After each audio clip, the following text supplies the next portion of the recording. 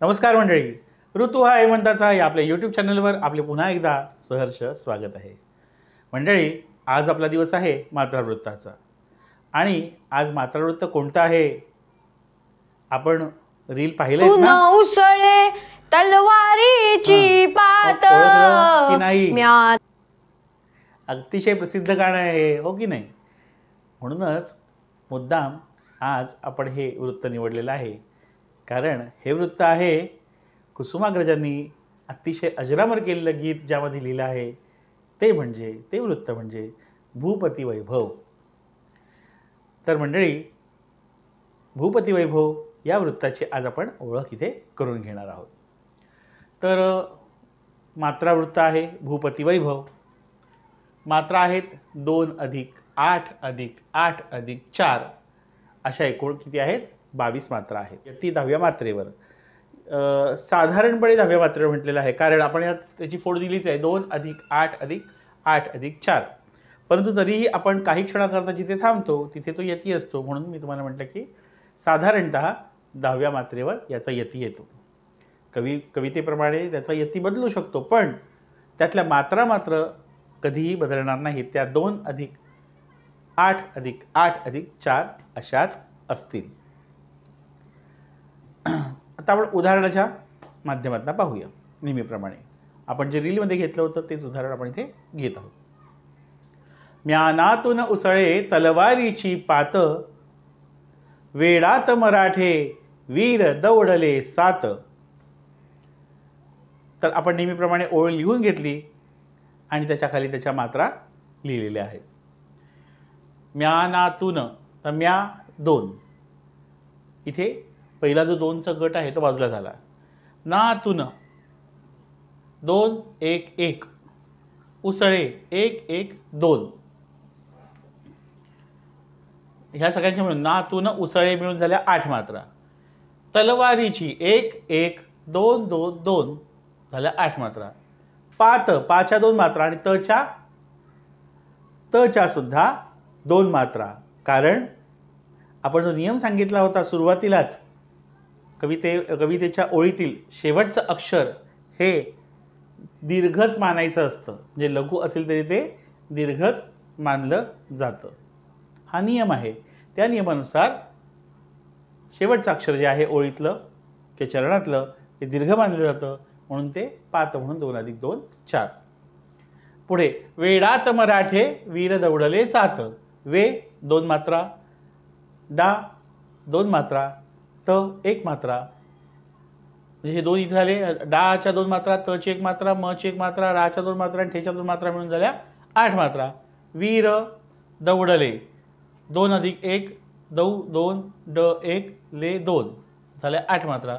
आणि सात 2 अधिक परत तच्या 2 मात्रा. का ते तुम्हाला सांगितलेलं आहे.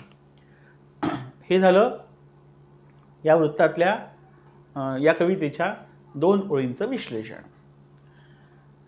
आता यामध्ये अजून पुन्हा एक महत्त्वाची गोष्ट काय आहे तर बघा, याच्या मात्रा कशा आहेत? 2 अधिक 8 अधिक 8 अधिक 4. आपण असंच एक वृत्त बघितलं होतं, आठवते का तुम्हाला? उद्धव.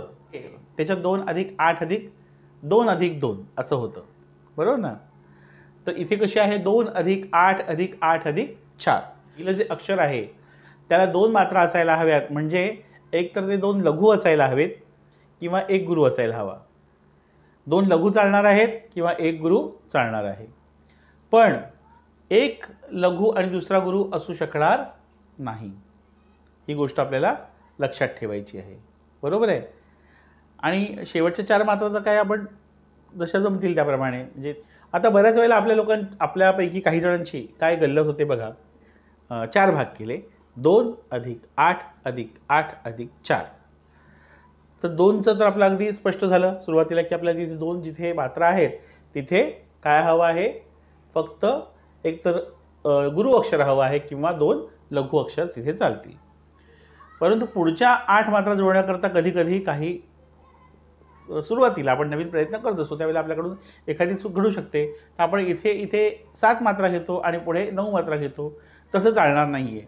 त्या 2 अधिक 8 अधिक 8 अधिक 4 हे बंधन, हे नियम, हे मात्रांचं बंधन तुम्हाला पाळावं लागणार. इथे अक्षराचं बंधन नाही आहे. गणाचं बंधन नाही आहे पण मात्रांचं बंधन आहे आणि ते मात्रांचं बंधन आपण पाळलं. ते पाळलं गेलं तरच ते वृत्तामध्ये बसेल. तर मंडळी, आज आपण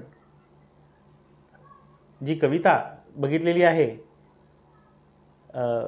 आपण आज जे वृत्त शिकलेलो आहोत ते वृत्त, त्या वृत्ताचा समारोप आपण आज या गाण्यानेच करूया.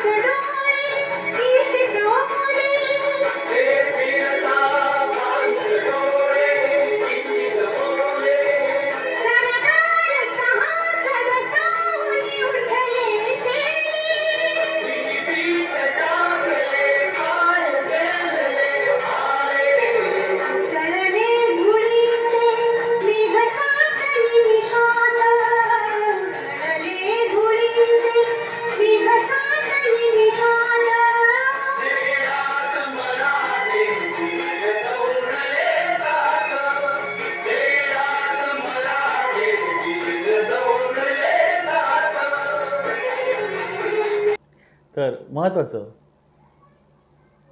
आपल्याला हा व्हिडिओ आणि हे गाणंसुद्धा आवडलेलं असेलच, तर आपल्या चॅनलला लाईक, शेअर आणि सबस्क्राईब करायला विसरू नका आणि आपल्या चॅनलवर भरभरून प्रेम करत राहा.